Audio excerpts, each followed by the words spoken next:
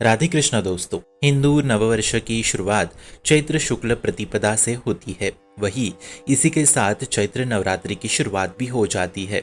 इसी नवरात्र के 9वें दिन रामनवमी का पर्व भी मनाया जाता है। ऐसे में रामनवमी के 2 दिन बाद आने वाली हिंदू नववर्ष की पहली एकादशी यानी चैत्र शुक्ल पक्ष की एकादशी, जिसे हम कामदा एकादशी या फलदा एकादशी के नाम से जाना जाता है। कामदा एकादशी व्रत मंगलवार 12 अप्रैल को रखा जाएगा। मान्यता के अनुसार इस एकादशी के दिन पूर्ण नियमों से व्रत करने वाले व्यक्ति के सभी पाप नष्ट हो जाते हैं। साथ ही उसे मृत्यु के पश्चात मोक्ष की प्राप्ति भी होती है।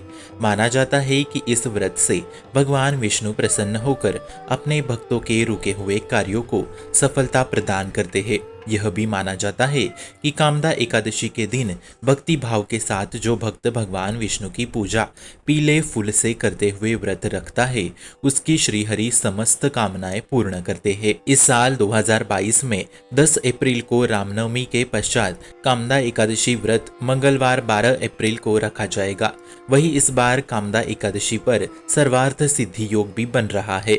शास्त्रों के मुताबिक भक्तों को इस दिन एकादशी व्रत कथा पढ़ने व सुनने से वाजपेय यज्ञ का फल प्राप्त होता है, जबकि भगवान विष्णु की एकादशी तिथि पर पूजा करने से पापों से मुक्ति मिलती है। आइए जानते हैं शुभ मुहूर्त।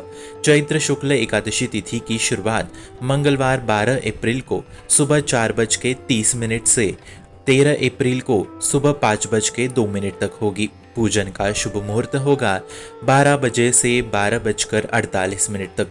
सर्वार्थ सिद्धि योग होगा 6 बजे से 8:35 तक सुबह। रवि योग भी इसके साथ ही रहेगा।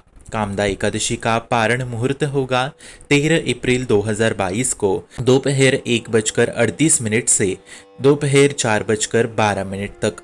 यहाँ ध्यान रखें कि उदया तिथि के चलते इस बार कामदा एकादशी व्रत मंगलवार 12 अप्रैल को ही रखा जाएगा। व्रत विधि। कामदा एकादशी के दिन भगवान विष्णु की पूजा की जाती है। कामदा एकादशी के दिन स्नान करके भगवान विष्णु का फल फूल दूध पंचामृत तिल आदि से पूजन करें। रात में सोने के बजाय भजन कीर्तन करें और अगले दिन पूजन कर ब्राह्मण को भोजन कराए और दक्षिणा दे।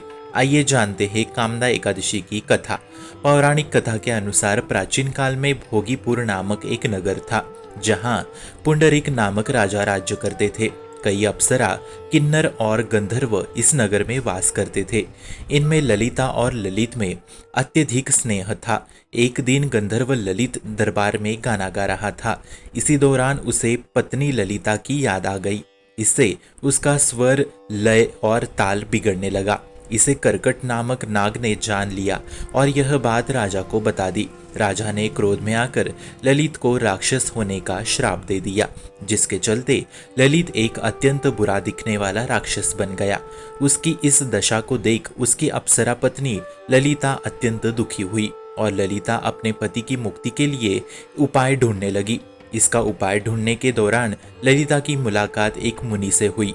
उन्होंने ललिता की परेशानी को जानकर उसे कामदा एकादशी व्रत रखने की सलाह दी, जिसके पश्चात मुनि के आश्रम में ही ललिता ने एकादशी व्रत का पालन किया और इसका पुण्य लाभ अपने पति को दे दिया, जिसके चलते व्रत की शक्ति से ललित को राक्षस रूप से मुक्ति मिल गई और वह फिर से एक सुंदर गायक गंधर्व बन गया।